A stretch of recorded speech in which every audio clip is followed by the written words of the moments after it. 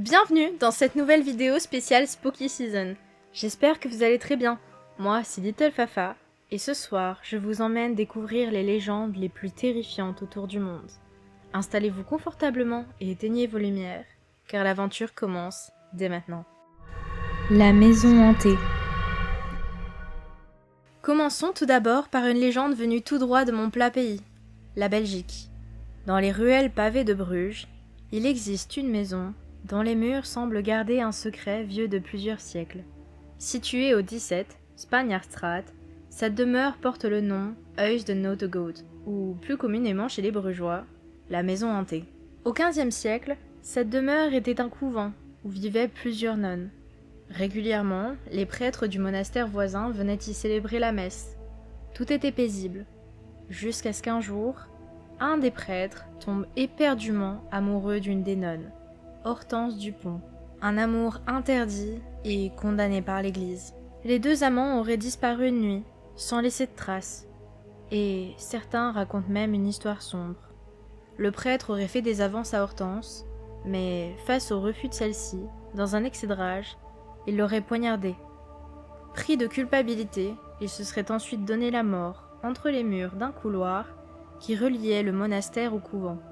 Peu après ce drame, les sœurs quittèrent le couvent, persuadées qu'il était maintenant maudit. Peu de temps après, les habitants du quartier commencèrent à rapporter des événements étranges. Certains auraient vu passer derrière les fenêtres des figures fantomatiques. Une femme, en habit de nonne, errant dans les escaliers, suivie d'un homme en soutane. Certains affirment même avoir entendu des murmures au cœur de la nuit. Au XIXe siècle, un nouveau propriétaire raconte avoir vu une silhouette s'asseoir au bord de son lit. Et lorsqu'il alluma une bougie, il jura avoir vu le visage d'Hortense. Plus tard, un médium fut même appelé afin d'apaiser les esprits. Et il jura être entré en contact avec la jeune nonne. Cette dernière lui aurait révélé une vérité bouleversante. Elle aussi était amoureuse du prêtre. Leur amour était réciproque. Et si leur corps avait disparu, leurs âmes, elles, étaient bien restées prisonnières de ce lieu. Depuis, la légende est devenue incontournable. On dit encore que si vous passez devant la demeure à la tombée de la nuit, vous pourriez peut-être croiser le fantôme d'une jeune nonne, ou le regard sombre d'un prêtre, juste derrière vous. Marisanne Nodenois. Au Japon, il existe une légende urbaine glaçante autour d'une poupée en porcelaine, qui ne supporterait pas d'être abandonnée. Tout commence avec une famille ordinaire. Lors d'un déménagement, la petite fille de la famille va prendre une décision. Elle va se débarrasser de sa poupée, Marie. Elle avait grandi et ne ressentait donc plus autant d'affection pour la poupée que ce qu'elle avait quand elle était plus jeune. Ceci est une décision banale à première vue, mais qui aura de grosses conséquences. Ce soir-là, alors que la maison était silencieuse, un coup de téléphone retentit. Une voix enfantine parle à l'autre bout du fil. « Bonjour, c'est Marie. Je suis à la décharge maintenant. » La jeune fille raccrocha, un frisson lui parcourant le dos.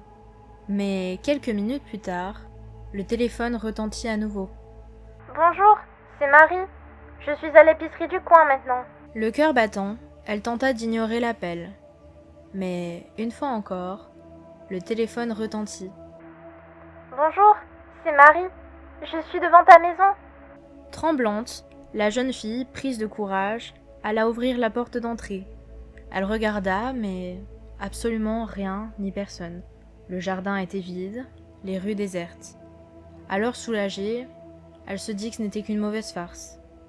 Mais un autre appel retentit. « Bonjour, c'est Marie. Je suis juste derrière toi. » On raconte qu'après ça, la petite fille n'a plus jamais été vue. Ansible. Dans les vastes étendues glacées de la Russie, au-delà des montagnes de l'Oural, s'étend un vaste territoire, fait de forêts sombres et de marécages traîtres. C'est là qu'est né un mythe transmis de génération en génération, celui d'Ansibal, également appelé Archibald.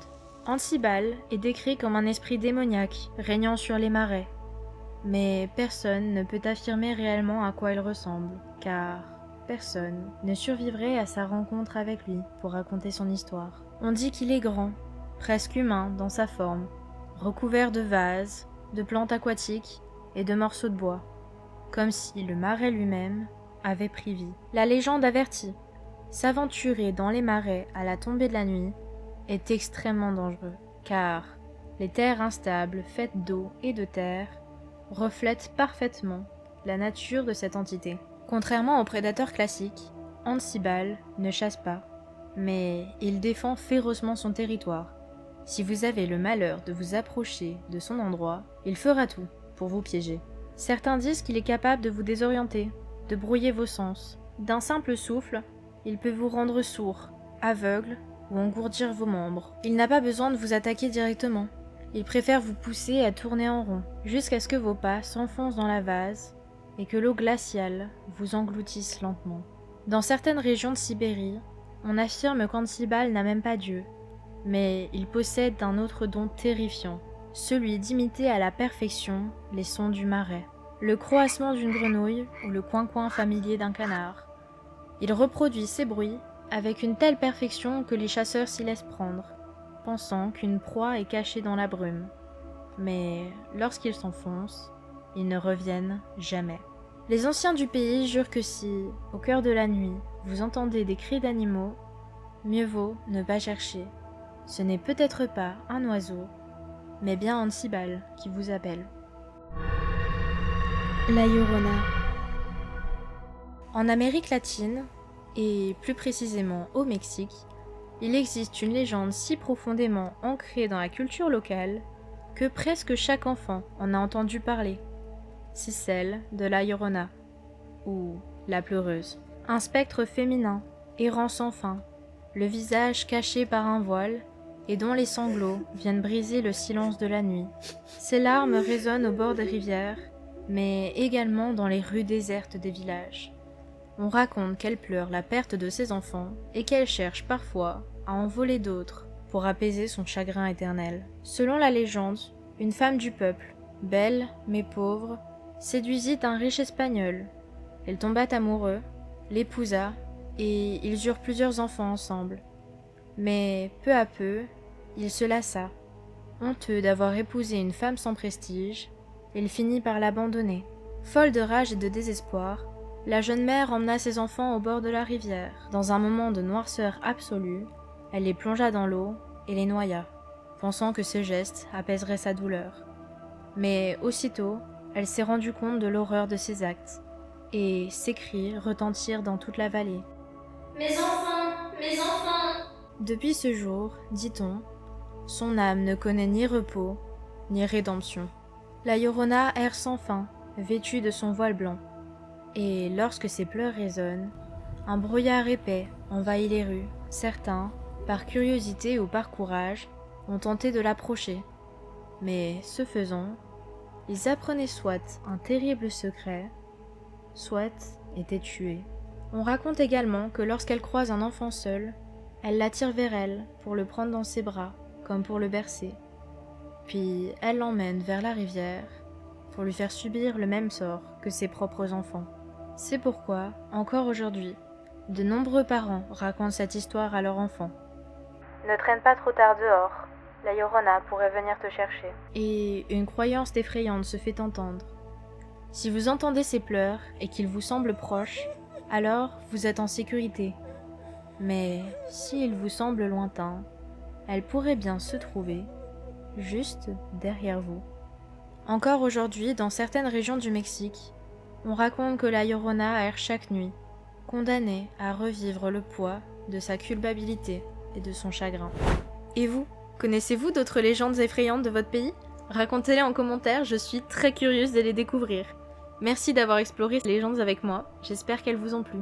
Si c'est le cas, n'oubliez pas de liker, commenter et vous abonner pour d'autres récits fascinants.